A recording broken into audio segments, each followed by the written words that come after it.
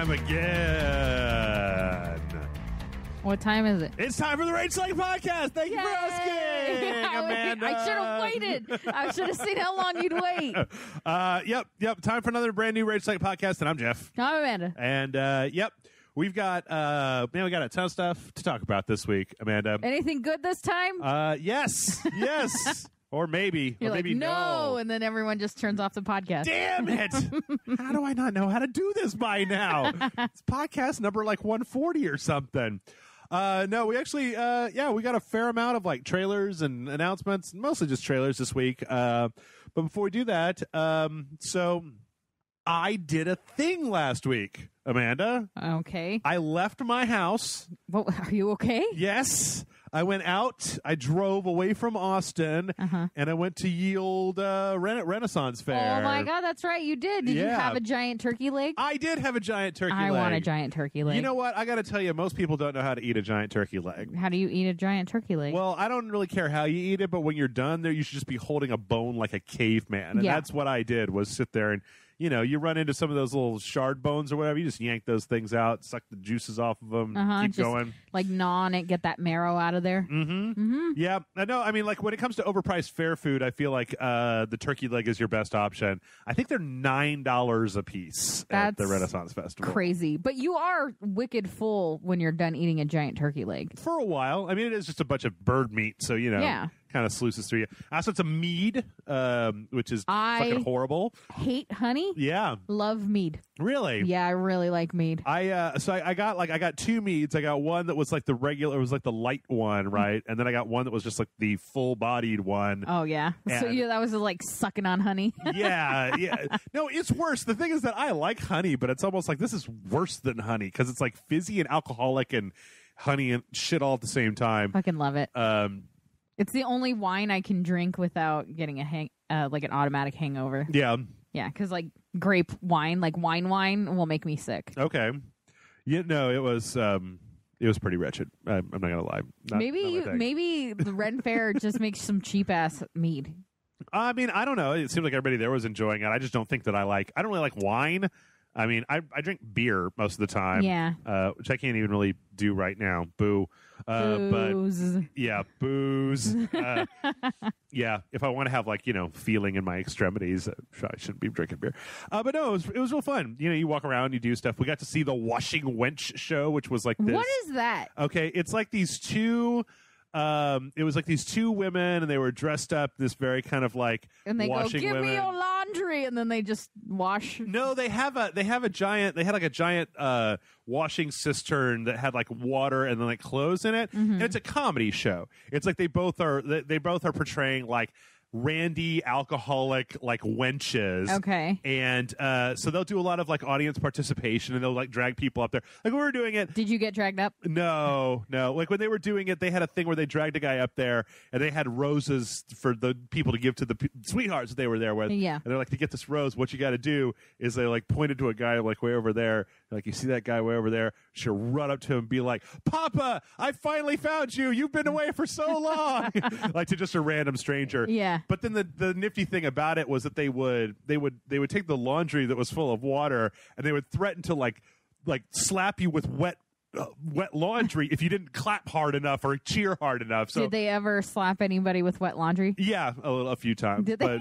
But mostly it was like every time anybody was supposed to applaud, one of them would just like pull a wet shirt out. And just like threaten people. And just fucking like look at you with it held over her shoulder like, you're gonna fucking get it. You better clap harder, motherfucker. So that was nice. We got to see the bird show, which I really like. Mostly because I like the vultures because you are one.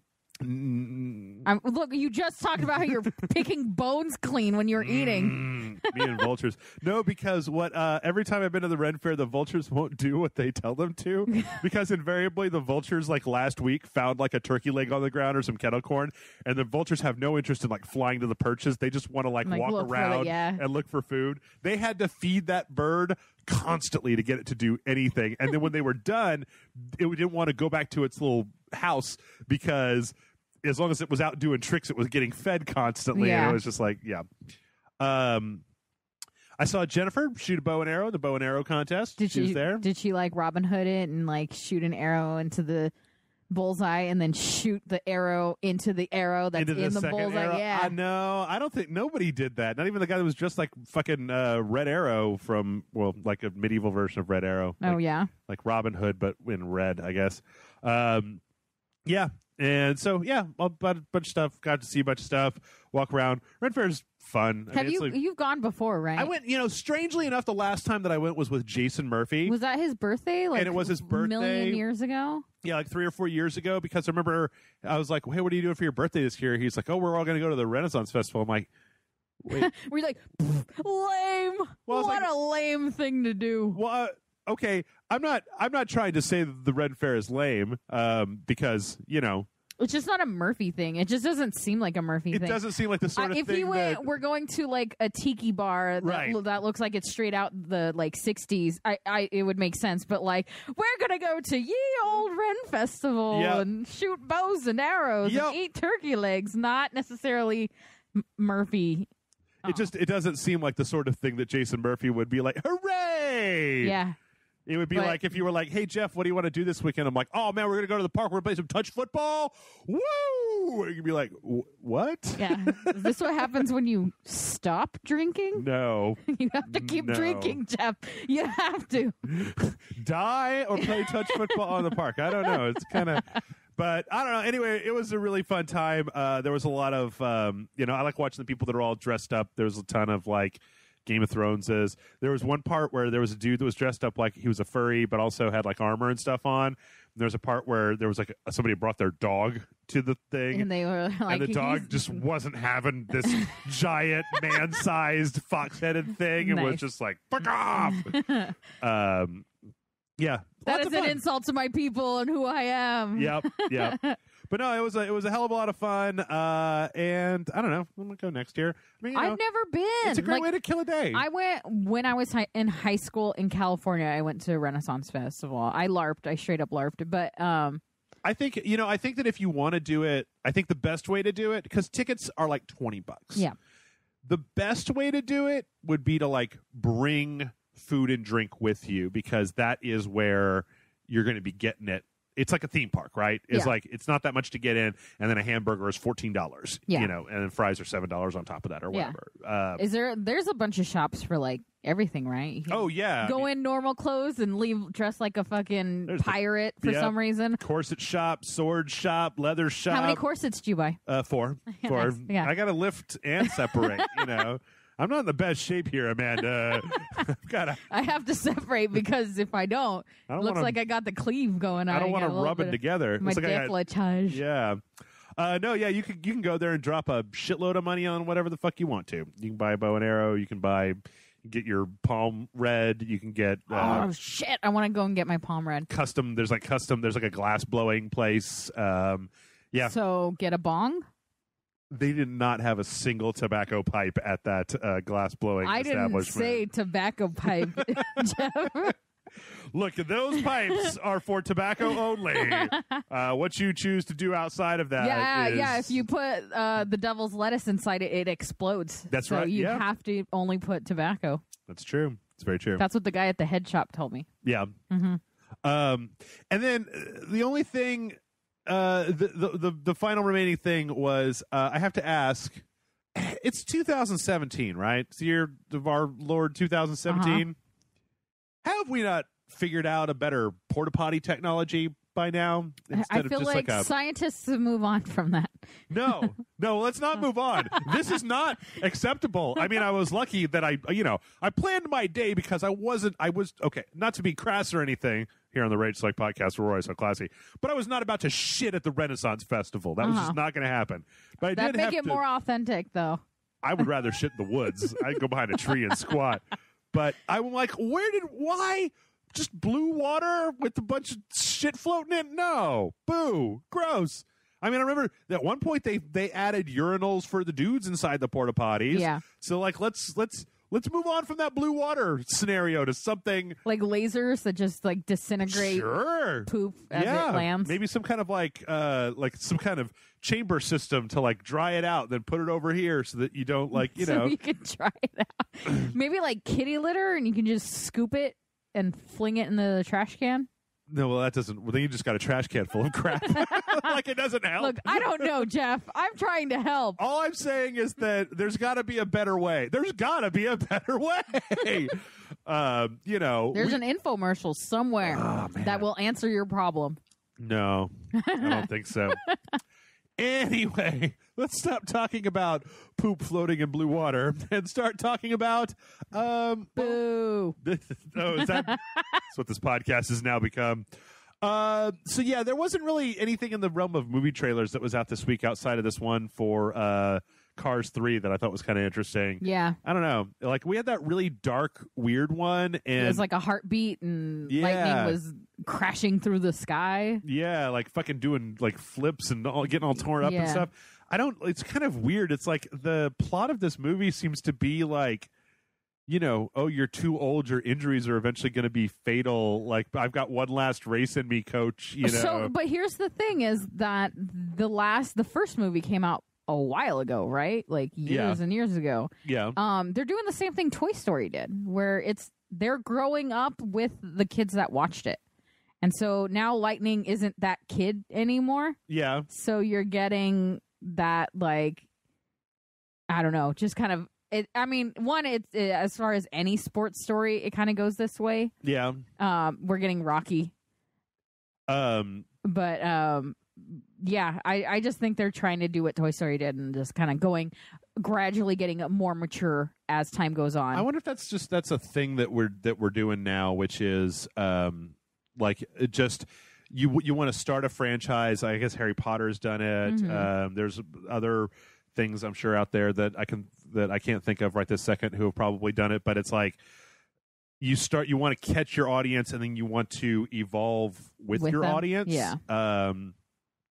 Which is a little odd to me because I don't know, the original Cars skewed a little young for me and I didn't like it. Like, of all the Pixar movies, Cars was probably my least favorite because it was just a very cutesy, contrived like story that I've seen a bunch of times before. Like, oh, do you think he's going to learn his lesson and become humble before he leaves the small town? I sure hope so. Gee, I wonder. Hey, that movie had Cheech Marin and George Carlin. That's true. I was pretty damn happy. And fucking Paul Newman.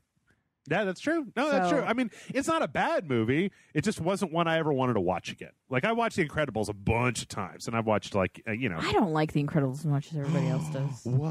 Yeah, I know. Allow me, on behalf of the internet, to go, what? I know. I'm a horrible person, but I didn't like it that much. Yeah. Mm-hmm. You like what you like. I mean, I don't know. But, yeah. Other than that, I don't remember. Is there anything? I don't even remember 2. Do you remember Cars 2? I didn't watch it. If they were like secret agents in Japan or something like that, I didn't watch it. Yeah, I don't know that. I have no idea. I remember I had to do when I worked for Spill, I had to animate a hentai tentacle joke for that review. I remember that. Took me a while. I had a lot of tentacles to animate. Yeah.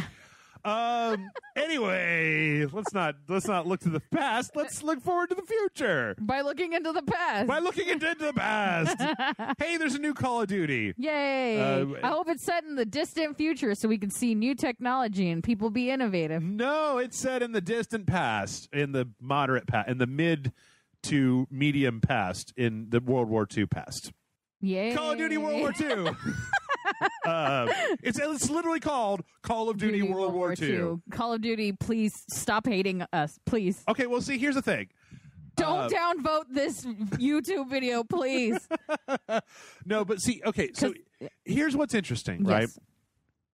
I'm going to make sure that I got this right in my head. I'm pretty sure I have it right, but Activision has had Call of Duty on a 3-year dev cycle. It's Treyarch, Infinity Ward, and Sledgehammer, and each one of them has 3 years. By the third year, their game comes up, and then it's staggered, right? You understand? Yeah, so, I got Infinity that. Ward, Treyarch, it all makes sense, right?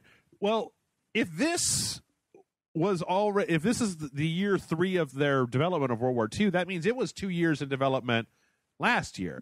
So I think that there's going to be some people who are thinking that this choice was a direct reaction to people not liking Infinite Warfare and liking Battlefront or Battlefield 1, but I don't feel like they as a company this was in development before that happened. Right, but I thought they did come out and say, like, we're gonna focus more on games that aren't set. I swear I thought that there was a press release where they were very like, we know what the fans want. They've been very vocal about what they want, and we're gonna start going back to that. See, here's the thing. They might have, but... and even if this was in development, like this could just be or was already like gonna come out and no schedule has changed or anything.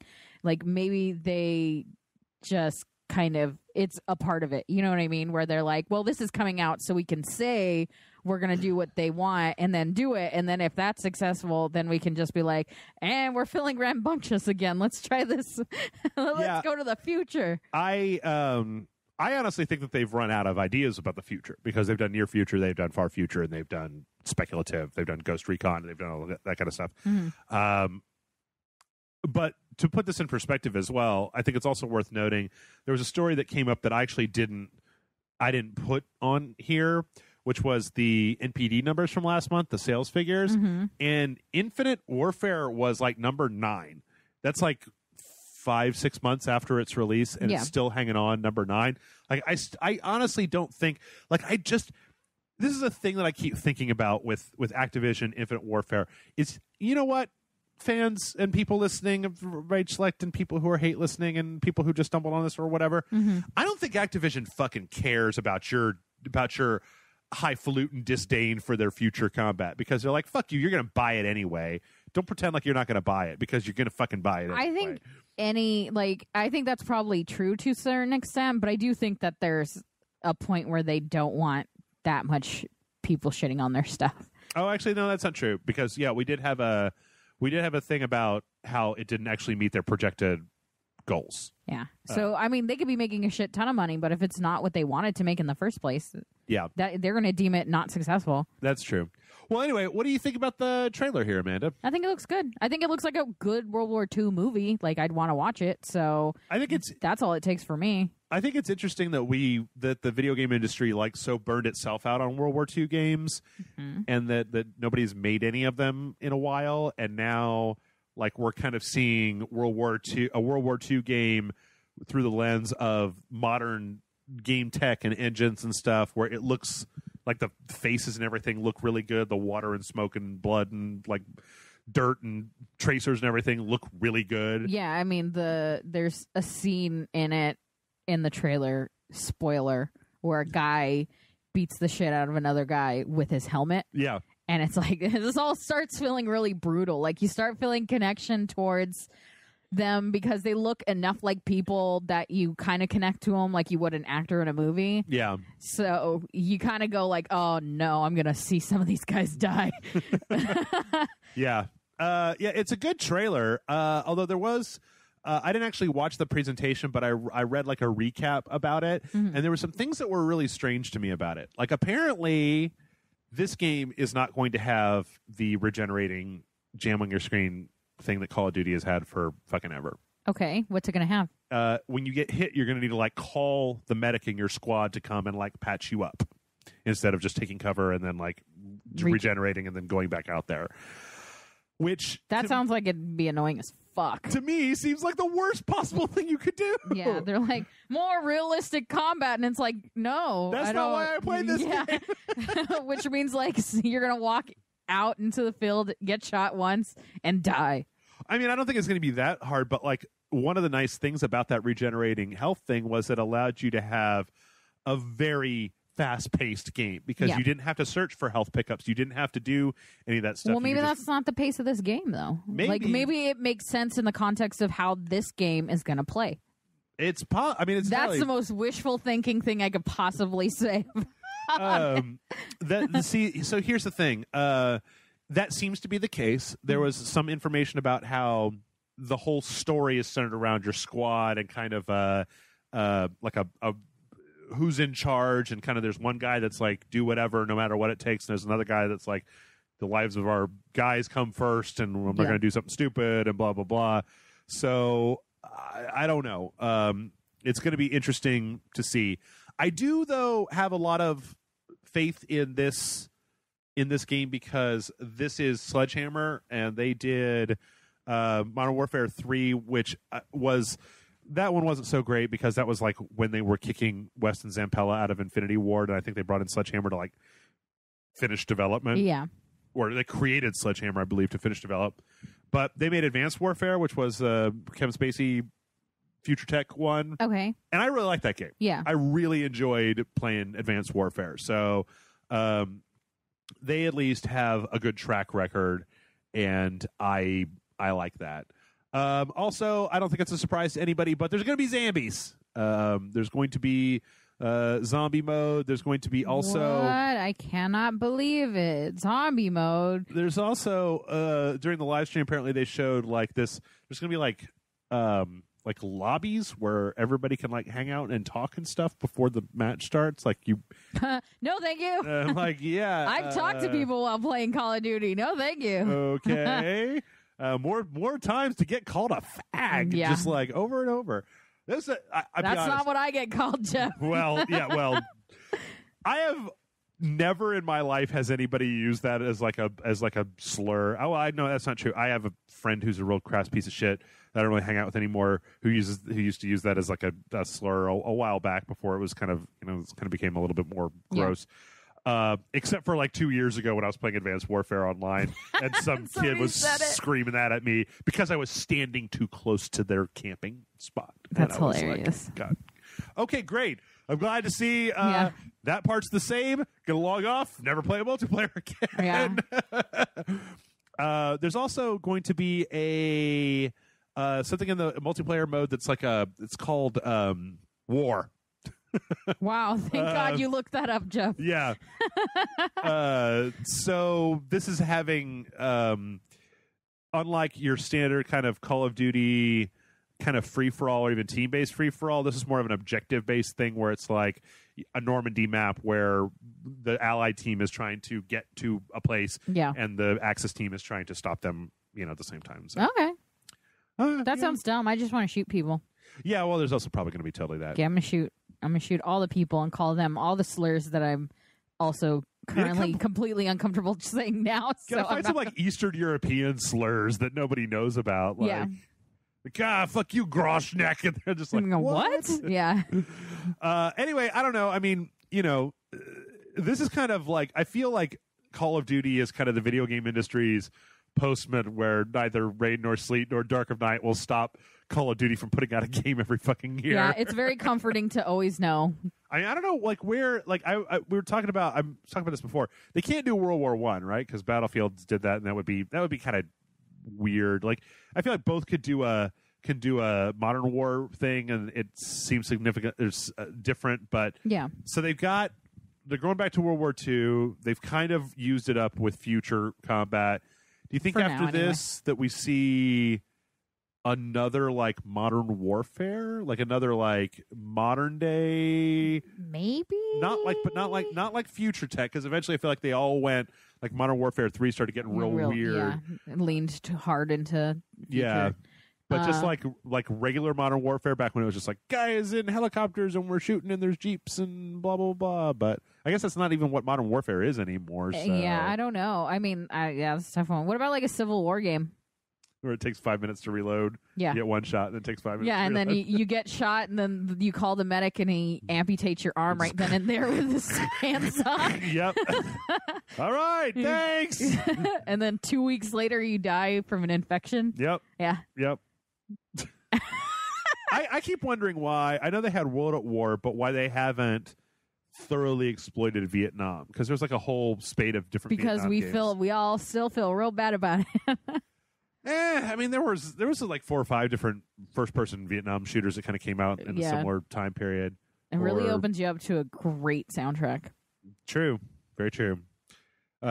Anyway, I mean, they had what Call of Duty? Was it Ghosts that had like the flashbacks to like Vietnam, where the main character? Or, I don't know. Anyway, no, Black Ops 2.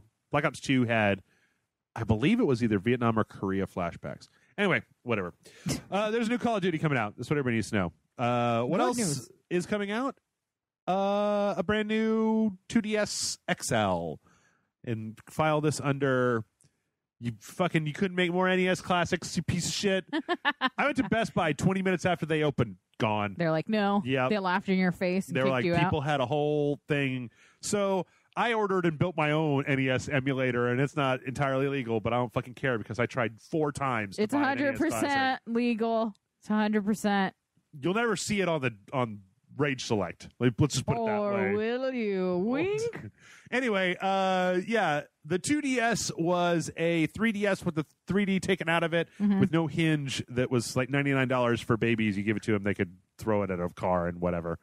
This 2DS XL is a bigger 2DS that also doesn't have 3D. But it has a hinge, Jeff. It does have a hinge this time. Like a fucking flip phone of the future. It's got a really ugly color scheme. It's black and blue? Gray with turquoise buttons. I don't know. This is the only color that this thing comes in. I'm not a fan. I don't hate it. I wish it was just gray and black, like sophisticated. Like, at your your dinner, pull out your 3DS, 2DS XL. Oh, yes, we're going to have the steak and lobster. That's right. And you're like, don't come back until it's ready. I need to finish this game. This is Yarn Yoshi. Sorry. This is going for $149, which puts it in an interesting spot because you're paying $50 more because the original the original 2DS was $100. It's now $79. So now it's so you're paying $60, $70 extra for a hinge. For a hinge and a larger screen. The screens are actually significantly larger on this than they are on the original 2DS. All right. Fine. I mean, I think that if you're a person who wants to buy an inexpensive 3DS, this would be fine, right? You want to play Fire Emblem and some Mario Kart, right? Or like the new Pokemon game, and you just want a cheap way to do it. Dude, you need to play Luigi's Mansion. Boo. Luigi's Mansion was the bomb. Boo. I say boo. This is the only thing I ever felt bad about selling my 3DS is that I couldn't play Luigi's Mansion. I thought Luigi's Mansion was like a GameCube game. No, they came out with one for the 3DS. Oh, was it a port of the GameCube game? No. It was a new one because it was like they kept talking about the original one in it. Amanda, you don't have the unbridled hatred of Luigi that I do. I don't like that motherfucker. I'm a second child. You're a Luigi apologist? I am Luigi, yeah. In the year of Luigi, I celebrated Luigi very much. In the year of Luigi, I rolled my eyes constantly until the year of Luigi was over. Ugh, whatever. Fucking Luigi. Just a hater. Yep. Yeah, you're right. I fucking hate Luigi. Why? There's nothing wrong with him. Green's a great color. No, I don't. He's taller. You know what? His mustache looks better. There, I said it. No, I'm gonna say. I feel like I want to say, dear Nintendo, quit trying to make Luigi a thing. Just make him player 2 for Mario. That's fine. But quit trying to like sell me Super Luigi Adventure. And also, let's talk about Waluigi. That guy's a piece of shit. He doesn't have any personality. He's just fucking. I mean, whatever. Wario is a great character. How come there's two evil? There's an evil version of Mario and Luigi, but is there an evil version of Peach or Daisy? I don't think so. What the fuck's up with that? Wah Peach, that'd be great. Wah Peach. She's got a big lightning bolt mustache. She's like wah wah wah. I love Mario! Wario! Oh man, what if Mario kidnapped Wah Peach and then Wario had to like team up with Waluigi and like go on an adventure? He'd like get all the Boos and Koopas together and then like assault the Mushroom Kingdom. Dude, that'd be kind of fun. That'd be great. And you know what? You know what would fucking break your mind? I'm like, this is the greatest game concept of all time. This would break your fucking mind. You know how the game goes? You start on the right and you go to the left. What? No. That's not possible, Jeff.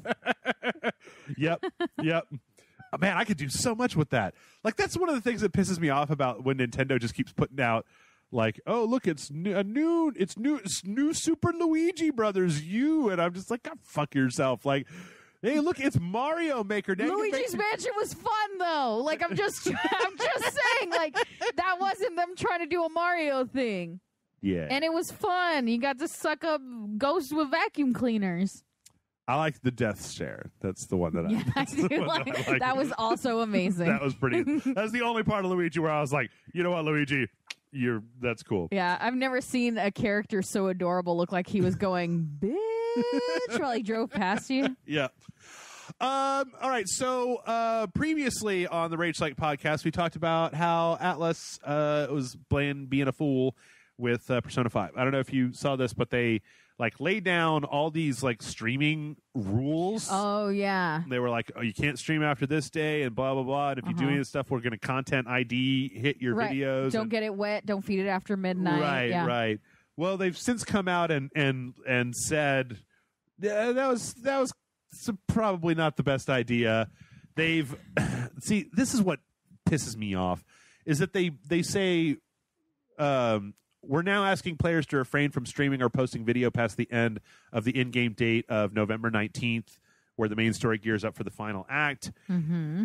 The thing is, I don't see how you enforce this.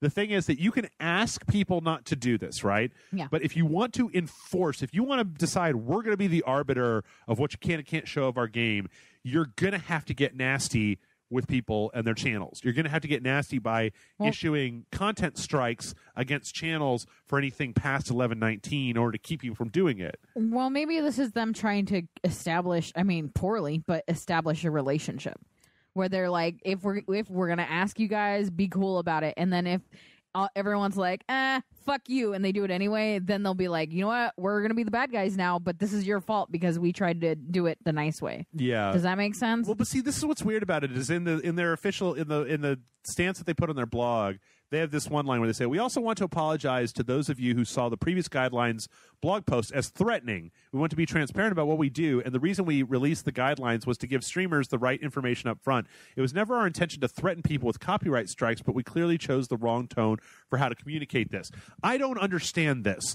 Does this mean that if you do put up a video past 11/19, they are going to try to issue a copyright strike on your channel? Also, how long does this last? How long do they use this as an excuse to keep people from putting up gameplay from their game? Yeah. Because here's the thing. I don't know of anybody who's going to... There's only two types of people that I can see here. No. If you go looking for the end of Persona 5 on YouTube, you're looking for the end. Yeah. I don't think somebody's going to post... I mean, who knows? Somebody might post hey, everybody, here's the intro to Persona 5. And then when you click the play button, it's the final cinematic of the game. And it's like, spoiling it for you. Yeah. But those people, fuck them. But, I don't know that anybody is going to accidentally stumble across the end of a 100-hour RPG without knowing. It's going to be part 78 of somebody's Let's Play, If anything, the only reason it happened now is because they specifically asked you not to do it. Right. But then I feel like they should be, if they want to play this game about we're trying to keep people from being spoiled, they need to be upfront about it and be like, we're going to do this for 6 months, and then we're going to say anything goes because you've had time to play the game and whatever. It's like spoiler rules. Like if if a movie or a book or anything, even a video game, has been out for X amount of time, some people say it's okay to spoil it. Yeah. So they have to kind of come up with their own timeline of that. It's easier to avoid Persona 5 spoilers than it is anything else I've run across. Mm-hmm. I've never casually seen somebody... I've never even seen There's not somebody on Facebook that's like, oh man, just finished Persona 5. Here's what happened in the end. Am I right, guys? Yeah. I can't even give you a fake what it could be because I have no idea what would happen. I don't know. I haven't gotten that far. I'm like 20 hours in the game. I'm nowhere. I'm starting. I'm done with the tutorial now. Yeah. I'm not. I know there's 3 other characters. I don't even have my squad yet, so... but I feel like this still is tone deaf, and it's like you can't. I mean, somebody's going to put it on Twitch. Then what are you going to do? I mean, there's no way they're going to look good coming out of this because what's going to happen? They're going to somebody with a big YouTube channel, like a Markiplier, or a PewDiePie, or somebody like that. Somebody decides that they're going to play all the way through Persona 5. Mm-hmm. They get to the end. Atlas content strikes their channel, and then they create a video to their millions of fans saying, fuck Atlas, they put my channel in danger of being deleted because they're a bunch of whiny babies who don't understand how streaming culture goes. Yeah. It's just not, there's no part of this that makes you look good because it's not like before you started doing this, there was a rash of spoilers out there and we all had to be like, oh no, I can't get on the internet. Yeah. It's not like 4 minutes after Game of Thrones is over with Persona 5. Yeah. The game's been out for 2 weeks and I don't even have any idea who the final boss is or what the fuck is going on. I don't even know what's happening in the game. So I don't know. I don't know. Yeah. It's weird. It is a weird one. There's no winning now that they've come out and asked people to not. They can't be like, just kidding. Like, it's cool, guys. Like, go ahead, because that'll make them look dumb too. So they kind of fucked because they started with these. All I would appreciate from them is a time frame. Like, are they going to be 5 years from now still trying to content lock anybody who puts up the end of Persona 5? Kind of funny though. Like some retro gamer guy comes on like, "Hey everyone, like it's about time I do Persona 5 came out 25 years ago," and like copyright strike. Oh. Yeah. Well, speaking of JRPGs, we had a trailer this week for Final Fantasy XII, the Zodiac Age. I don't know a lot about Final Fantasy, but there are a lot of pretty girls in this game. Yeah, one of the strange things about this game is that the way that they did the faces for this, everybody kind of looks like a pretty girl. Yeah, they're all really pretty. And everything has this weird, like, tone to it, where it's all like earth tones, but it's kind of like washed out. Somewhat kind of faded earth tones. Yeah. To be honest, I'm actually kind of excited about this because I bought this game when it came out. I played about 2/3 of it, and then I got bored and stopped playing it like I do with every Final Fantasy, and then I didn't go back to it. And this is a really nice looking. This is a PlayStation 2 game, so and these are the kind of the original assets just bumped up and a little bit of work done on them, but they come across real well. Made tolerable. Yeah. I mean, it was a late-gen PS2 game, and Square has pretty decent art direction to a point where when you just up-res it, it looks nice, pretty nice. Yeah. I don't know. It's possible that I'll just get bored again because I fucking hate the two main characters in this game, but I like all the side characters quite a bit. I like the world it's set in. I don't know. Amanda didn't actually watch this trailer. What do you think about what you're seeing here? I'm intrigued by what look like the bad guys. Yeah. Or whoever's all clad, like straight up covered in. The judges. That's what they're called. Okay, because those guys look really cool. Yeah. And the bunny person, the human bunny. Fran. Yep. Fran the bunny. Fran the bunny. Looks cool, but that like any character that looks like a main character, I have a big issue when they're just like all the main characters are beautiful and then all the other characters look like and Final Fantasy is not the only people that do it, but all the like villains or side characters are the ones that actually have caricature to them and not just attractive person A, attractive person B, attractive person C. Right. If that makes sense. Yeah.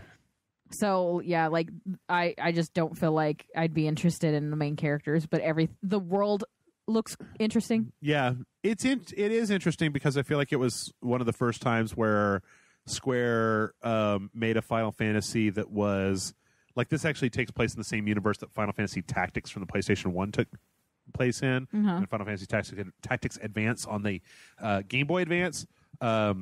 I don't know. The thing about this game is that the way that the combat system is set up, it's like you basically create a program for your party. So it's like an if-then conditional thing, and you unlock more slots to be able to put more behaviors in. So it becomes like if anybody in the party is below 20%, cast heal on them. And then if that's not true, then you go down to the next line, and it's like if there's an enemy with fire elemental, hit them with an ice spell. If not, just target the nearest enemy to you. Yeah. And so like when you get it set up to a certain point, the game plays itself a little bit. It needs a little bit of overview from you to make sure nothing goes wrong. So you just sit there and go, I'm supervising. Right. And actually it's funny because one of the reasons that I want to get back into here is a friend of mine found this thing on the internet where there's a dungeon where there's an enemy that spawns other enemies. And what you do is you set up a series of contingencies that is like, if an enemy has more than this number of hit points, don't attack them. And if an enemy has less than this, then attack them. And then you set up a bunch of like heal macros. And then you like put your characters in the corner of the screen. You turn off your computer, you go to bed, and you wake up the next day and everybody's level 99 because they've just been fighting all night because your characters are powerful enough that they're not going to die to the minions, but they're never going to attack the thing that's spawning the minions. So they just sit there and grind forever. That's fun. I think my friend said that he left his game on for 3 days just in the background. Like he disconnected it from his TV, just left it on. Yeah. And then 3 days later he came back, he plugged it in, and every character was maxed out entirely. Because the game had played itself for 72 hours. Yeah. They're like, please kill us. Please just beat the game already. Fuck. But no, this looks pretty good.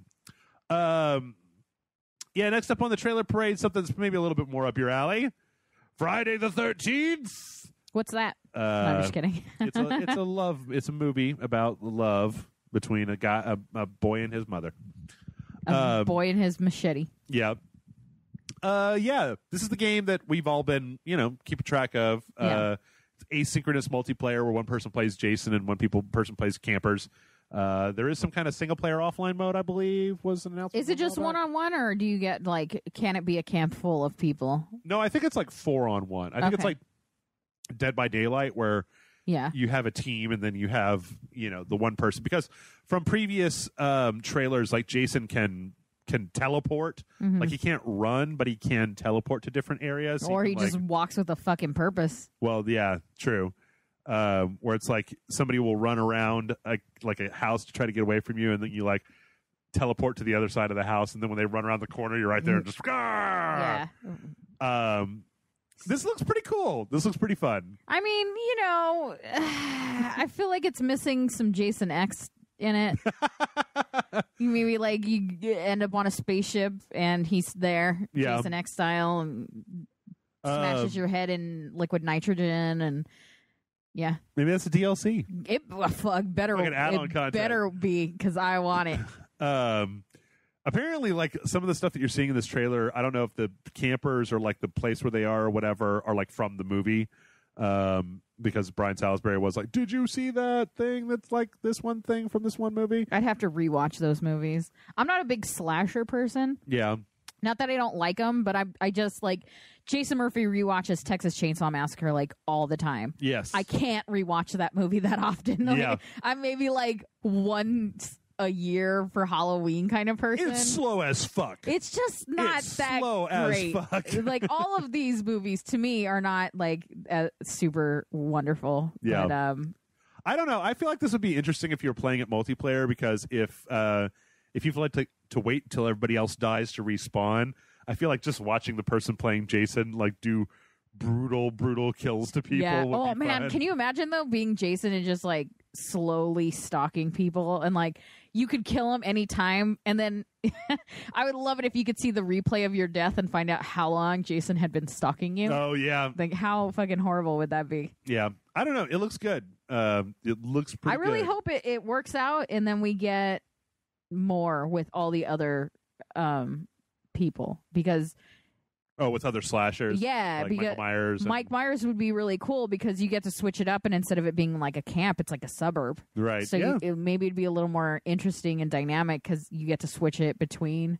Yeah, it'd be cool if they kind of used that same formula. It'd be interesting to do an It Follows, where you could be the It from It Follows. And then you could just morph into different people and come in from different directions and stuff like that. Kind of like the Assassin's Creed multiplayer. Yeah, whatever. I mean, it'd be cool. Yeah. Also, we have a release date. So May 26th. So soon. Real soon. All right. Next up, we got a story trailer for Marvel vs. Capcom Infinite, where apparently Ultron from the Marvel Universe and who's the guy, Alpha or something from Sigma from Mega Man. That's right, because they combined and call themselves Ultra Sigma. Ultron Sigma, yeah, which is a Sigma Ultron or something like that. It's not a great name. No. It's not a great combo name. They could have come up with something cool. I don't know anything about Sigma. It's from a Mega Man game that I haven't really played, so it's I don't really know why that person would team up with Ultron.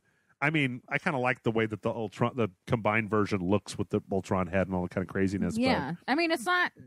And he just looks like a robot-y guy, so I guess it makes sense for two robots to, when two robots love each other, they get together and they create. What a mommy robot and a daddy robot love each other very much. Whoa! It doesn't have to be that. It could just be, when two daddy robots love each other, or two mommy robots love each other too. Oh, then they combine Ultron and Sigma did. Yes.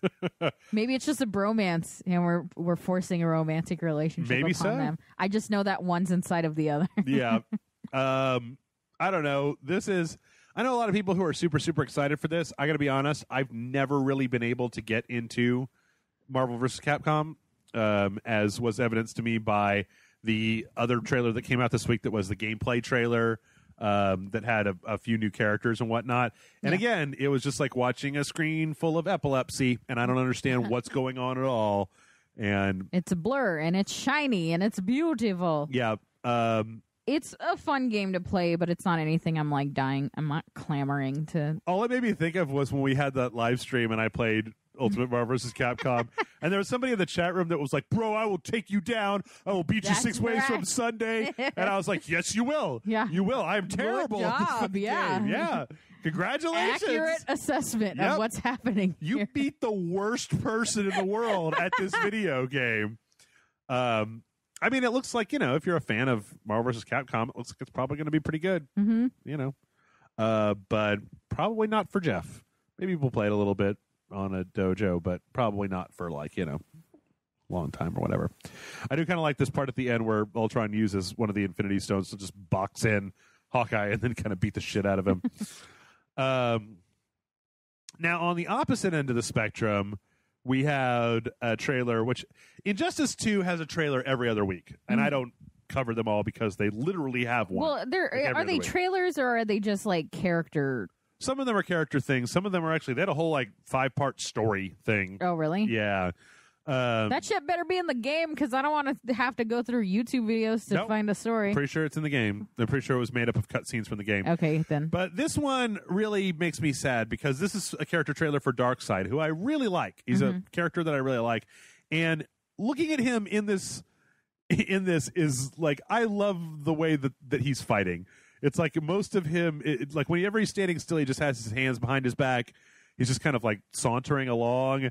His he really exudes a kind of power. Yeah. Because the only thing that's weird is the way that he keeps his arms behind him when he walks. It looks a little strange because he's facing towards the camera and it doesn't look very natural. He's clearly, I mean, it's weird because he because of that walk, it makes it look like he's a close range fighter. Like if you step away from him, you'd probably do good. Yeah. Or do well against him. Except he has these fucking eye squigglies that just come out of nowhere. Those are the seeker beams before you get the Omega effect. I believe that's what they're called. But yeah, they showed his ultimate where he gets shot up out into space. I'd really like the way that the seeker beams look in here. I kind of like the way they're drawn in the comics is always this kind of zigzaggy back and forth all over the place. Yeah. And they really do a good job of kind of making it look like that.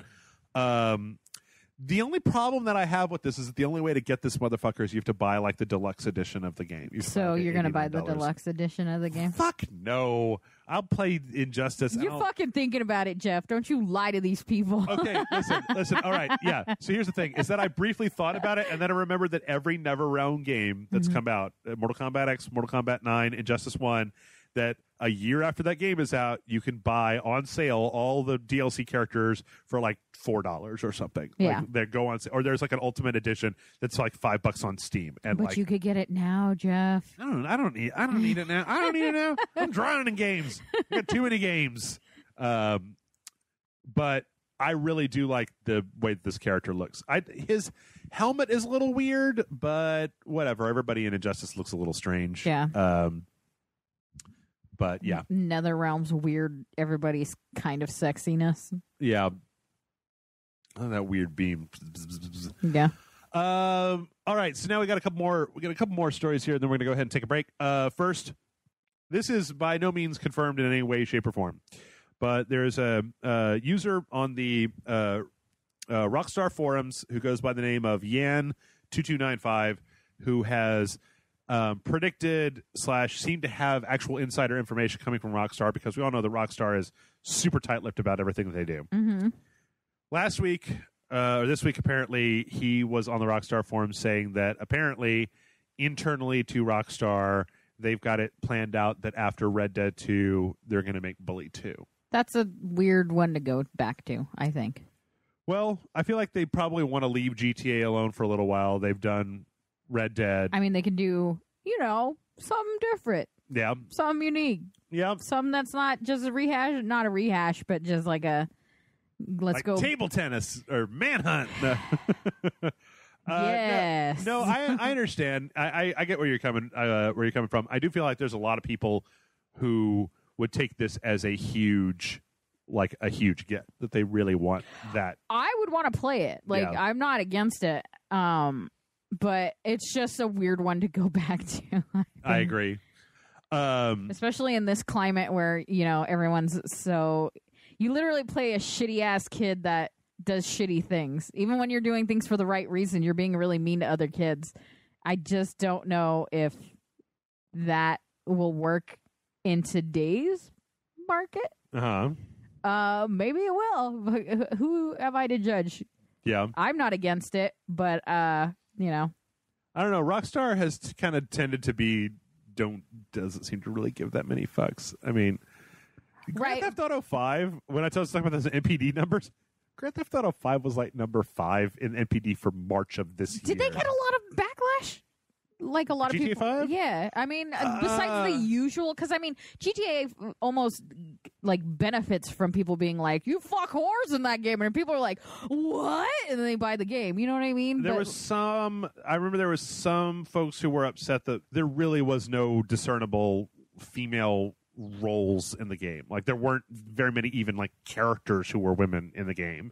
I mean, Grand Theft Auto is about horrible people, and so you're not asking for good female characters. You're just asking for female characters that are equally as shitty as the guys. Well, so I guess when that had come up, my thing was Rockstar can do whatever the fuck they want to, and if you don't like what they did, you can not buy the game. Yeah. Like, to me, that's what it comes down to. That's the only way that you'll have your voice known, is by not buying the game. I mean, for fuck's sake, March 5th this year, Grand Theft Auto 5 came out on the PlayStation 3, and Grand Theft Auto 5 was like number 5 on like, or 6 on like the sales for last month, 2017. It's been like a year and a half since that game came out on the PS4. It came out on the PC last year, and it came out on the PS3 like year 1 of Rage Select. So it's like 4 years old, and it's still in the top 10 for last month. Yeah. Like, they are just rolling in cash. They don't got to do shit. My whole thing was that I thought that Trevor and Michael as characters seemed like they were pretty integral to the plot of GTA 5. Mm-hmm. But Franklin's character could have been a woman, maybe, because he was kind of the up-and-coming, like, he's like the new guy trying to get out of a life of kind of petty South Central LA crime and in with these like ex-bank robbing weirdos, you know. And I figured, that could have been a lady character. And because you had it's three not different really characters. Required to be a lady character either. Like, sometimes it's not. Sometimes a story doesn't require that every single person is represented in it. Very true. I don't know how horrible that comes from a Hispanic woman, but shit, a plus-size Hispanic woman, like, but I don't require that every single game has like a chubby chick, a regular chick, a Hispanic chick, and then also just like a Hispanic dude, and also like a chubby guy to make me feel better about like all the dudes are too attractive. Like, no, it's not required. The only reason that I bring it up is because I thought it would be an interesting perspective that the Housers haven't really messed with before. When you look back at the games that they've written, and it's like Max Payne 3 was a Hauser, there's a bunch of grizzled, crime fighting or crime shooting guns dudes. You got the protagonist from GTA 3, you've got Nico Bellic from GTA 4, you've got Tommy Vercetti from Vice City. Yeah. Like, they've had a lot, like almost every one of their protagonists in the Grand Theft Auto. In fact, no, that's not true. I can say that every protagonist in every Grand Theft Auto game since 3 and probably before that have been men. Yeah. And so it was one of those things where if you're going to have 3 main characters whose stories you're going to switch through, hey, maybe we have something cool and different and be like, hey, we got a lady car thief in here at this point or whatever. Maybe Bully 2 will be about a little girl. Maybe. I mean, I am also not going to sit here and say that I feel like they have to shoehorn that in. Yeah. I'm just like, hey, you know what? If you got 3 whole characters to work with, well, I want to give it a shot. It could be an interesting perspective. You don't want to do that? Fine. Fucking do what you want. Whatever. I'm not your fucking mom. I'm not your mom. I'm not. Yeah. You do you. You do you. But anyway, Bully 2. Bully 2. Who knows? Yep. Actually, I had never played Bully until we played it on that one Sunday stream. I know, really it's fun. enjoyed it. Yeah. So, So recently Bayonetta was put out on the PC, and there was an update to Bayonetta where in the extras folder there was an icon, and that icon was of the main character of the game Vanquish, which is another Platinum Sega published game from the PlayStation 3 era. And people are thinking that this is to them indicating that they're going to be putting out Vanquish on the PC soon, which would be great because Vanquish is a great game. Matt Frank and I played all the way through it. Yeah, I was going to say that was definitely one of the sequential Saturdays. I wanted to call it a Sunday stream. Sequential Saturday. It's real fun. There's a playlist for it on our YouTube page. If Amanda made it. Look in the YouTube section. You should do it. You should go play on hit play. Just watch it. Watch the whole thing. Matt and I talk about like Saturday morning cartoons for roughly 70% of the episodes there. So if you guys are in the mood for watching Vanquish and hearing 70s Saturday morning cartoons. Yeah. But Vanquish is a great game, and just like Bayonetta, if it comes out on Steam and it's $20, I highly recommend that you buy it and play it because it's fun as fuck. It's also like about 6 hours long, so you could just go right through it. All right, and last but certainly not least, it's a blast from the past. Speaking of things that are getting put onto the PC that have not been on the PC before, it's been 25 years since Night Trap came out. Please tell me you're going to do a dojo or something about it. Because I'm so excited to see you guys play this. Yep. So for those of you who've been living under a rock or don't know any better, back in the olden days, Sega had an add-on called the Sega CD that was... allowed people to basically have CD-ROM quality games on their console. One of those games was Night Trap, a game where a bunch of teenagers are having a party, and then like these crazy monster people come in. Are they aliens? I feel like they were aliens. Aliens? I don't remember. To kidnap them. No, it's fine. We're watching the trailer right now. To kidnap them, and then like you have control over all these traps inside of the house that you can use to like. Why did the house have this many traps? Was there a reason? I don't remember. I never played it. I didn't. I wasn't rich. I watched it. I didn't have it. I think John had a Sega CD long later in life, not like Oh, as a kid. As a kid, yeah. But. Fuck. Yep. I don't know. It's just so weird. It looks real goofy. I fucking love it, though. It looks real goofy. Bring it back. Not just, I mean, obviously this is now brought back, but I mean, like, I would kill for, could you imagine if Stories Untold was done like this? I mean, Sega CD style? There's also Sewer Shark, but that's not exactly the same thing. But yeah, this is really 80s. What's actually interesting about this was that there was a Kickstarter to do this. Oh, really? That failed miserably because John and I reported on it, and then John told me he was watching it, and that they wanted he said it was something like they were asking for like $64,000, and like by the end of the Kickstarter they got like 2. But apparently this has gotten picked up by somebody because 25th anniversary, it's coming out. You bet your bippy we're going to be playing this. So exciting. Yep. And apparently it's the whole point is that you've got like all these different cameras and you have to kind of like decide where you're looking and like what traps to try to Oh my God, trigger. I just realized something. What's that? Is this what Five Nights at Freddy's came from? Oh, because maybe. You're just watching. I mean, like you don't have control of traps in Five Nights, but you're just watching cameras, right? Because you're essentially watching security cameras in the house. You're not a character, right? That's correct. You're trying to keep the girls alive. Yeah. But I don't know that you're any kind of... I don't really know. I haven't really played it. But you know what? Just saying. Spring this year, we're going to find out. Yeah. Yes, we will. Sequential. Our next sequential, Jeff. Night Trap. Fuck Mass Effect. We're playing all of Night Trap. Dude, I would do it. I'm going to start pitching it in Mass Effect and be like, hey, if you guys want... The game isn't even out yet. Please. People... the people are constantly just like... Jeff, you should play this. I'm like, it's not out. Like, people ask me to review the Dark Souls board game, and I'm like, it's $120, and it comes out on the 5th of May, so... So you'll review it on the 5th of May? This is the thing, I wrote a comment on YouTube. I said this in a Patreon video. I'll say it again here. That's 2 full-price AAA games that have to be worth of money. And the thing is that Rage Select has been doing well with the patronage and everything. We just had a fundraiser, though. We need to see if people drop off their patronage or whatever. But I'm trying to not be disgustingly unfrugal. I'm trying to like not buy games that I don't need, return games that we're not going to look at, trying to be frugal with my game purchase. Now, it's possible that in May there might be so few AAA games coming out that we're going to be covering a bunch of like $20 games and like throwback games and stuff like that. And if that's the case, great. Then we should be able to have money to buy one of those. But the other thing is that reviewing a board game is a much more involved thing where I'm going to have to like get a number of people together. We're going to have to play it a few times to kind of get the thing. We're going to have to do like a multi-camera setup. I'm going to have to edit a multi-camera video, et cetera, et cetera. So I don't know is the answer to that. I'm thinking about it because like 4 people on what was that game that we played, that full motion video game that Brian Salisbury and I played, were like, hey, you should do the board game. And I'm just like, well, I didn't back it for Kickstarter, so I don't really, I don't even have it. It's not possible. Anyway, let's go ahead and take a break. But we're going to be back, and when we come back, we're going to answer your questions, so stick around.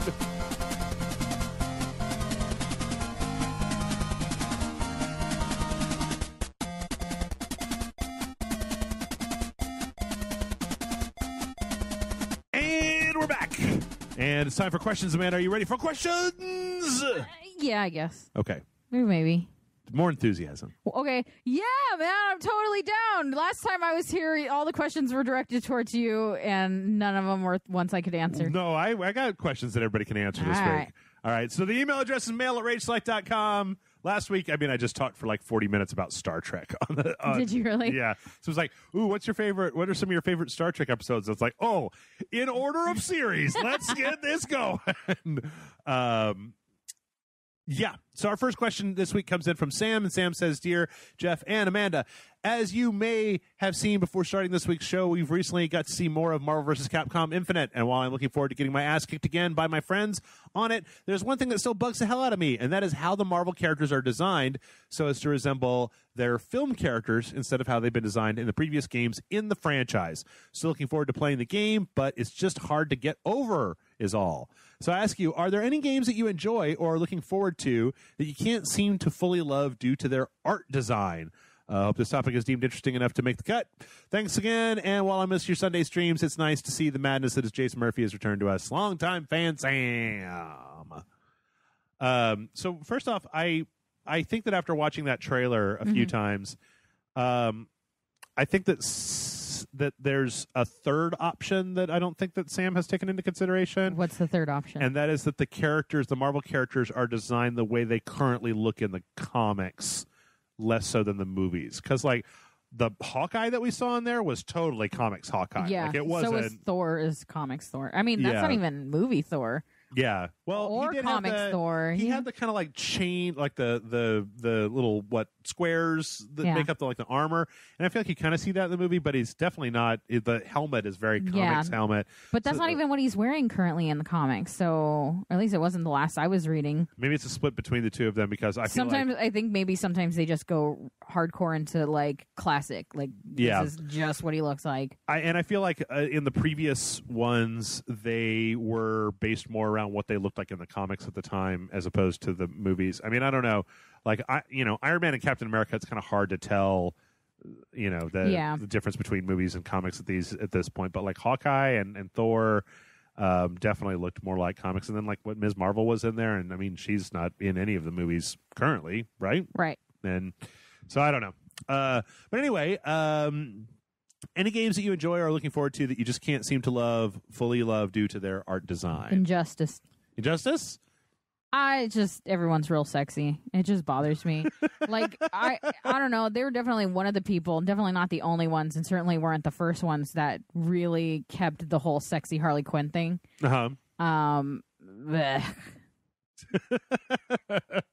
Yeah. Yeah. I mean, I really like NetherRealm's designs when it comes to their own characters. Yeah. But I always think they make other characters look like really shitty stripper cosplay. Okay.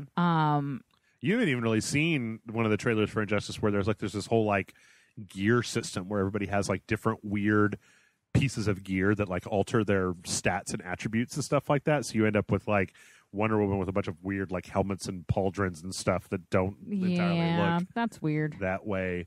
I was just thinking I don't like. I hate to bring it back around to like this is similar to Injustice with what you were saying, but I really don't like the art design on the new DC movies.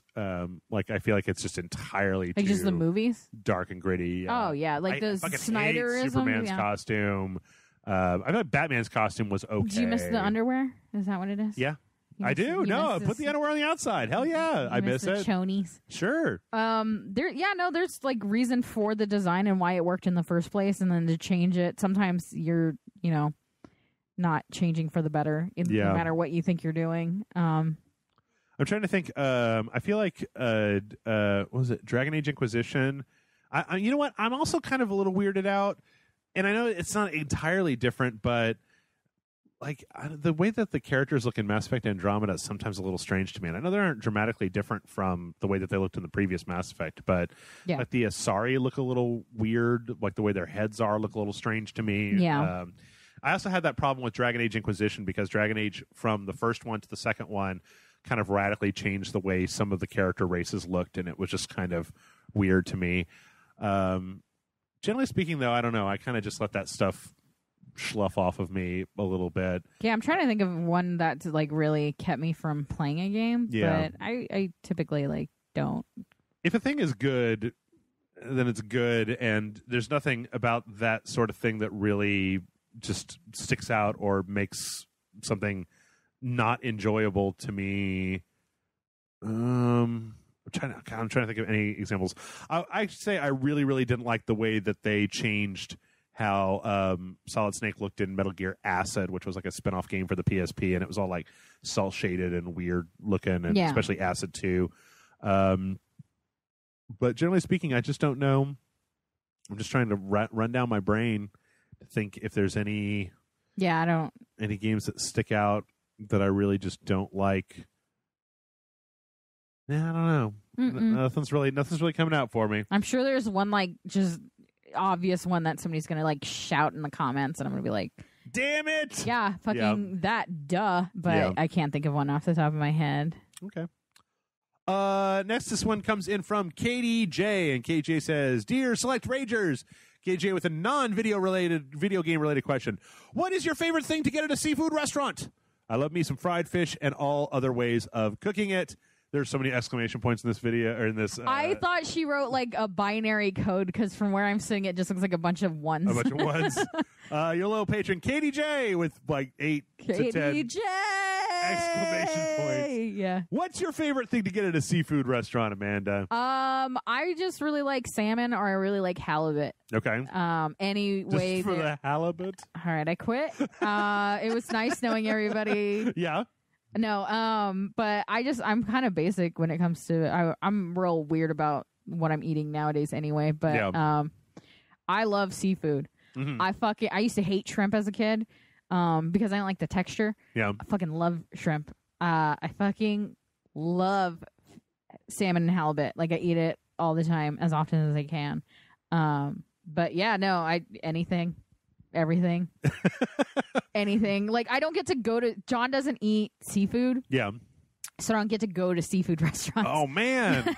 So like that's the only like real disappointing thing is like date night means not seafood. It's always like damn. No Red Lobster, no cheesy biscuits. Huh? Yeah. I mean I've never been to Red Lobster. Really? Yeah. It's not that bad.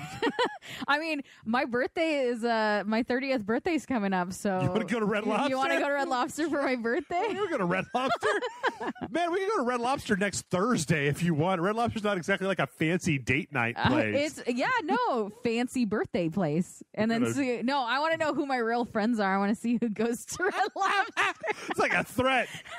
Man, it's Shrimp Fest at Red Lobster. Who wants to come with me? And then like me, I show up. I'm just like you and like one other Shrimp person. Fest! One person like, I'm just here for the cheesy biscuits. So once upon a time, I went to Red Lobster during Shrimp Fest, and I ate a lot of shrimp because it's all you can eat shrimp. Did you get sick? And it's one of those situations where I got it coming and going. Oh, no. From both sides.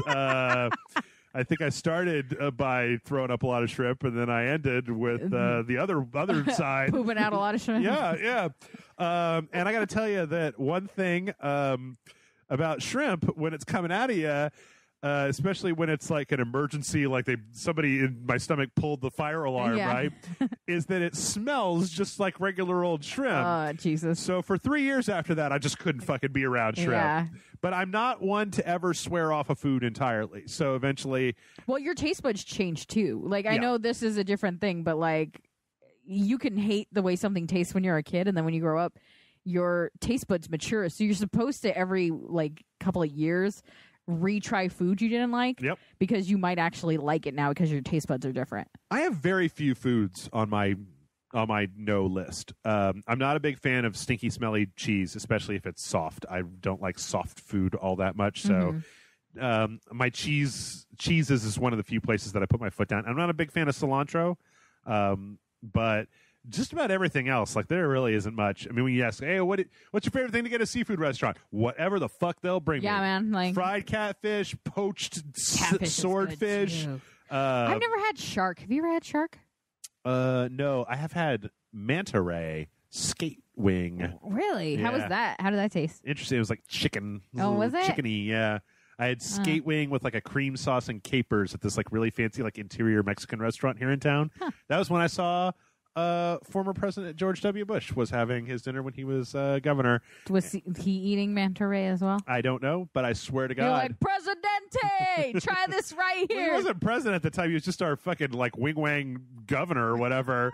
But I swear I had an eyebrow piercing at the time. Yeah. And he looked at you and he's like, one day I'll be president and I'll make it illegal.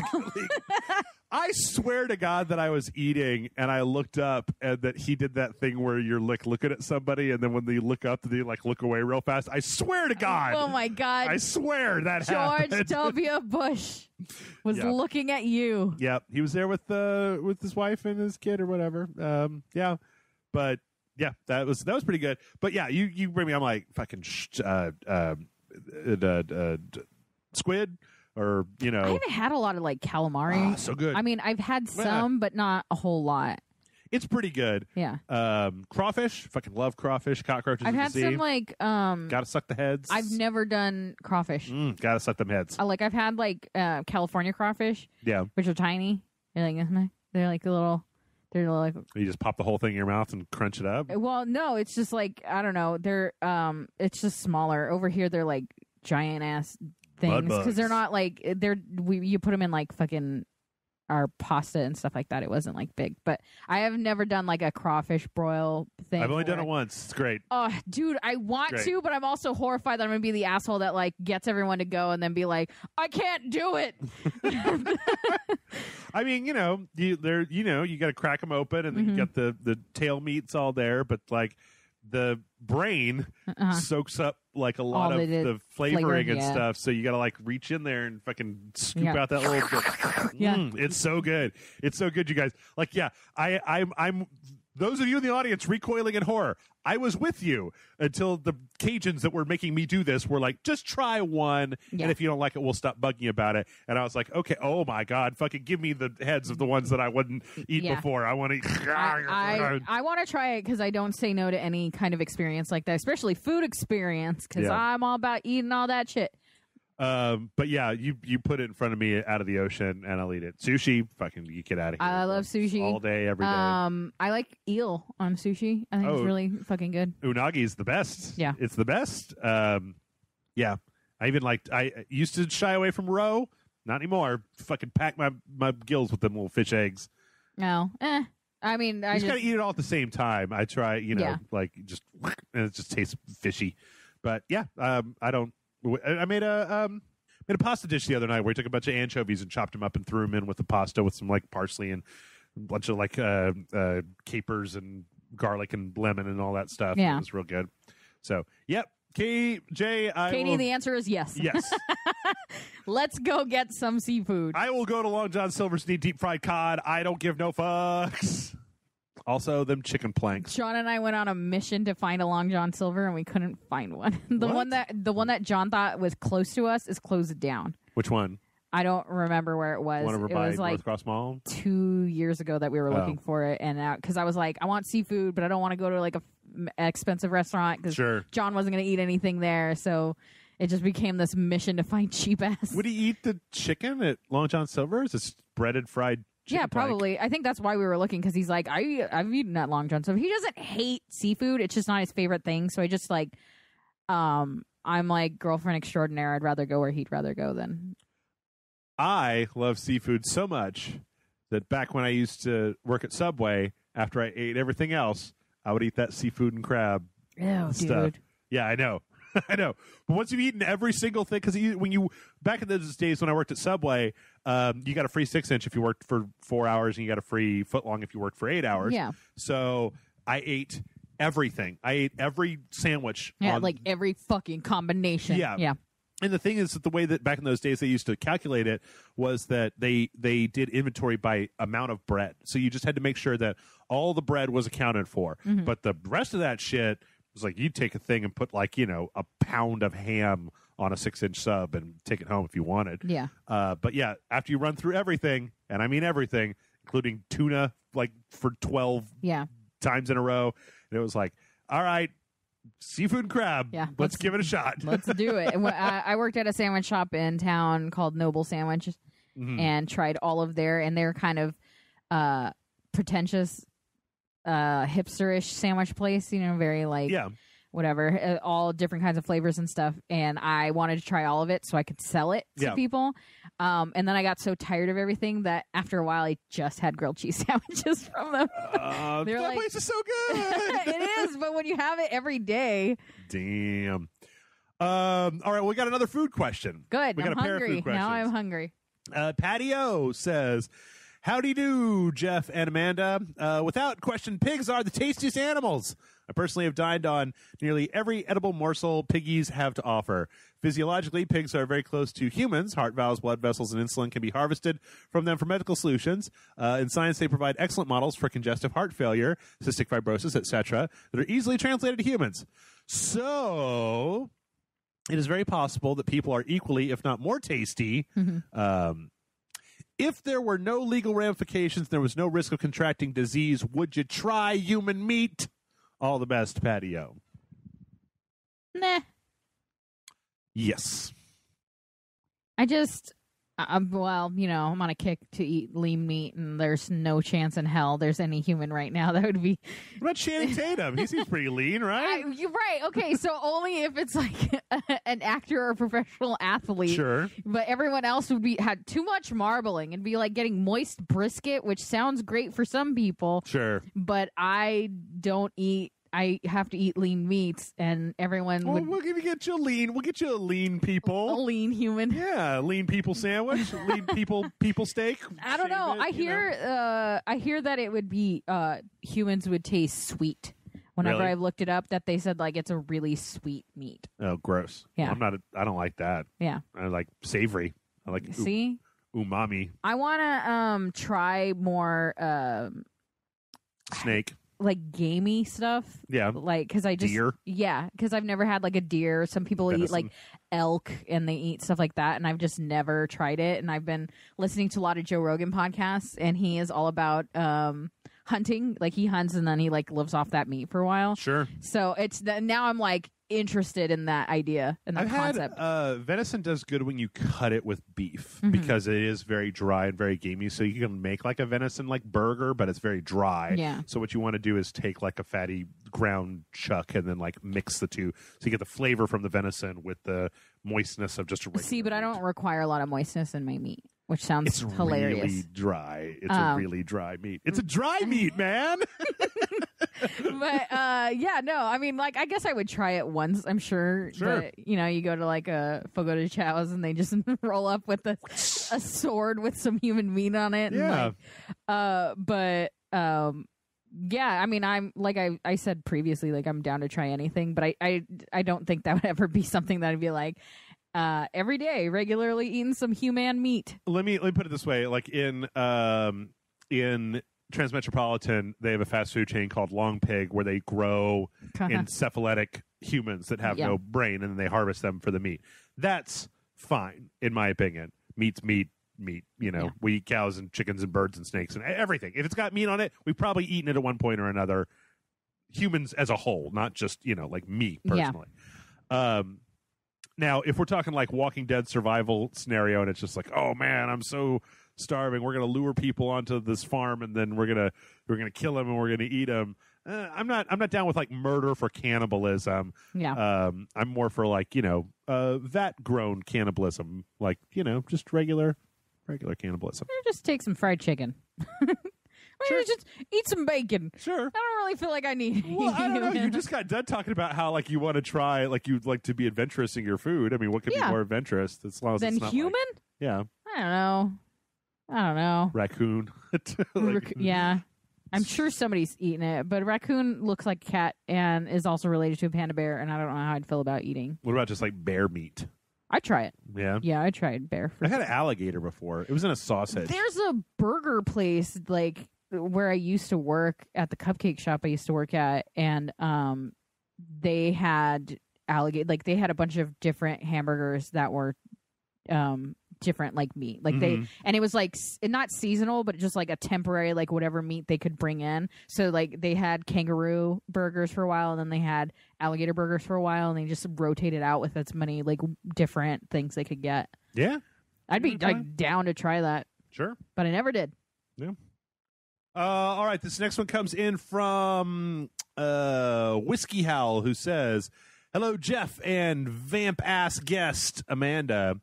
Vamp ass guest? That's what it says. What does that mean? This is simply a what the fuck, Jeff mail/internet rage, because you said that you had seen Logan and you didn't comment on Professor X's most heartbreaking and hilarious moment, namely his demented endorsement of Taco Bell.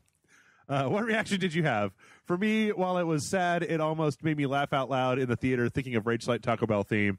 Real question, what Rage Select lore would you like bleeding into the X-Men movie from the new X-Men joining the cult of Damocles or meeting one of the Rage Select avatars like Cletus or Loretta? Oh, no. Greetings from Flanders, and congratulations, Jeff, with your side squeeze. Whiskey Owl of Flanders. Side squeeze. So I think I was trying to rack my brain. Squeeze? I don't know. Yeah, that would be what you would say normally, right? Main squeeze. Yeah, your main squeeze. Your side squeeze implies that there's another squeeze. Is video games your main squeeze? Oh man, maybe that's the implication. Terrible. Yeah, I think that what he's talking about is there's a part in the movie where Professor X is just like picking up like random stuff and just like talking about it, and then he like picks up a Taco Bell commercial and so he's like, the new quesalupa is incredible and blah blah blah, come on down for a limited time. Yeah.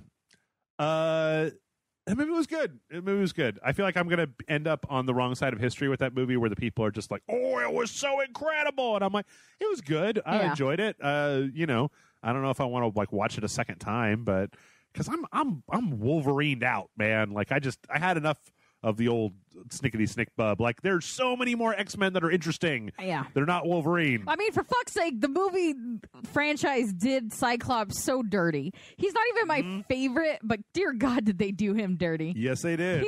He can be such a great character, and then when you just kind of like, move on. What a nerd! I get it. Like, a lot of people treat him like a Boy Scout, and he definitely gets shit on because of the way he is, especially, like, in comics he does, too. Yep. But when he's written correctly, or when you explore the different dynamics of the kind of person he is, like, you get some great fucking stories out of Cyclops. But no, just whatever. And Jean Grey is in love with Wolverine now for some reason. Fuck you guys. What, 3 main movies and then 3 Wolverine-only movies. Mm-hmm. And I'm just like, for fuck's sake, you got a guy with wings. How many interesting characters are there in the X-Men roster? All of the characters are interesting characters. Colossus. How good was Colossus in Deadpool? How good was just watching? How good was Negasonic Teenage Warhead? Yeah, she was in great. Deadpool? No, but the fucking Storm. Yeah. Had her own comic book recently, and it was goddamn amazing. Yeah. It was fucking brilliant. Sure. So why with all this? Again, I'm not saying that Logan is a bad movie. It was fine. Mm-hmm. It was good. I enjoyed it. I think that the 2 before that were kind of bad. The first one was awful. The Samurai one was okay. It was all right. It was all right. But yeah, let's have some Gambit. Let's have some fucking reboot Rogue out of Anna Paquin's dumb face. Reboot? all of it. Yeah. First of all, reboot. I'm also somebody that even when it comes to comic books, I don't like spending too much time with one creator. Yeah. Because y'all just fucking wrote this shit that you want it to last forever and ever, and there's never an end to any of their stories because, you know, Captain America's been going on forever, and Batman had his 75th year anniversary like fucking 5 years ago, so whatever. But like, you guys want it to go on forever, then you don't get to stick with these same creators for a long ass time. I'm gonna sound like somebody, everyone's gonna be mad at me. I don't want Mark Hamill to do Joker for the rest of his life. I don't want to hear Mark Hamill's Joker all the time. I think he's retired from it. But like Kevin Conroy, thank Batman, you. Yeah. I am so ready to not hear his voice as Batman. I want different people. Sure. Hugh Jackman's entire movie career has been bookended by fucking Wolverine so far. I would love to see any other actor try their hand at Wolverine. I just want to see different characters. I was saying I would straight up. I think that when you look at Deadpool and like the writing and everything in that, I want to see fucking Negasonic Teenage Warhead and Emma Frost road trip, like just getting into wacky hijinks, make it a fucking comedy about mutants, right? Do a 70s Dazzler movie. Sure. That'd be perfect. Fucking great. Wonderful. You know what? Make a side movie with Longshot in the Mojo verse, and let's have some Mojo and Spiral and all that crazy shit, man, right? There's so much, like, we didn't even get Morph in any of these. We didn't get like, I don't know. 2 weeks ago I was advocating for Excalibur. Yeah. Like, let's get some goddamn Excalibur. Or what was the thing? Exiles, the Judd Winnick book where they bring in like the that'd be like a great series that you could put on like HBO or something if you had the thing. Did you ever read that? Where it's like, so the whole point of it is that's where one of the places where Morph came back into the comics, because he was an animated series character that then wormed his way back in the comics, was that you had characters that were from timelines that were broken, where something went wrong, and then like they were knocked out of time and they became this team that jumped to different realities to kind of quantum leap style, right? Yeah. So it was like Blink from the Age of Apocalypse and like Morph from Are these like alternate universes thing? Like yes. Like basically like this is an alternate timeline, and now they're just kind of lost in those, so they they have to figure out what to do to put things right in that timeline. Yeah. Like there's one where they go into the timeline, like one of the very first ones where they go into the timeline and it's like this is a world where mutants no longer exist. Mutants have all been jailed. In order to reset the balance of this timeline, you have to free the one who would lead them all, and they think that it's Professor X, but when they break him out of the prison that he's in, he's psychotically insane and puts together like Juggernaut, Spider-Woman, and like a bunch of other people and starts like just murdering people. Yeah. And it turns out that they were talking about Magneto the whole time instead of Professor X in that timeline. So there's a bunch of different ones that are really interesting. One of the things I really like about that comics is that there's a whole subplot with Morph and Mojo, where Mojo comes in and snatches Morph, and they're like, oh, which parallel dimension are you from? And Mojo's like, there ain't no parallel dimension Mojo. There's just one Mojo, and it's me, baby. Like, I like Mojo. He's fucking weird. But to answer Whiskey How's question, I don't know that I want any Rage Select getting into the pop culture. Probably not. I mean, I don't know. Like, it would be cool if in the next X-Men movie, Juggernaut was getting ready to knock down a wall and he just said ding dong and then punched that would be kind of funny. All right, there you go. Yeah. You know, whatever. That'd be weird to reference a Loco Steve thing, considering. You know, so I've had two one more than what I just said. In that new Justice League movie, if there's a scene where they have to get a supervillain and there's like a knock at the door, and when they open it up, it's Ben Affleck, and he's like ding dong, and then like punches somebody. That would be fucking funny. Just like an inadvertent thing where they don't even know what they're doing. They didn't even know that they did that. Yeah. And I can just be like, yes! Yeah, and then it just takes one person, like a quick kick or someone, to just Photoshop the purple, and oh man, that'd be great. But then I've also always had like a crazy fantasy of being like Red Dead Redemption 2 comes out, there's going to be a character in that named Gary who's like this crazy guy. Oh, no. It's going to be like, somebody at Rockstar was watching! That would honestly be great. Like, how funny would it be if like they come up with another Skyrim game and there's a Garfieldian? Yeah. Well, yeah. Something small, though. Something small is all I care about. Like, I got really excited. I think I put this on social media. I don't know if I've actually ever told anybody this, but like, so the David Bowie Black Star video, like the next to the last one that he did, there's the last one where he's like sick and he's in the hospital room, but the one that's kind of like the space people and the weird dancing and all that stuff. Yeah. At the very beginning, there's a guy in a spacesuit, and as the song is starting to ramp up, it zooms in on his helmet, and he's got a sticker on his helmet that is the triangle with the flames in it. Yeah. And it's the like what's in the middle, the Rage Select logo. Yeah.